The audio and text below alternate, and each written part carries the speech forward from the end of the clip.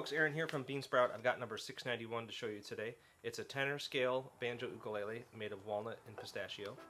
And it's a beautiful instrument. I love it, but it is discounted. And that's because it has a small flaw in the neck here, a natural crack in the wood that needed to be repaired. And it's got a small flaw in the rim as well. But, you know, I had these parts sitting on the shelf for a couple years, and I thought, you know, they deserve to be an instrument, and none of us are perfect. And this banjo is ready for a life of awesome musical fun, regardless of its tiny flaws. So anyway, it's a stock instrument, and I'm very pleased with it. Sounds great, plays great, and it's got the same warranty as any other Beansprout.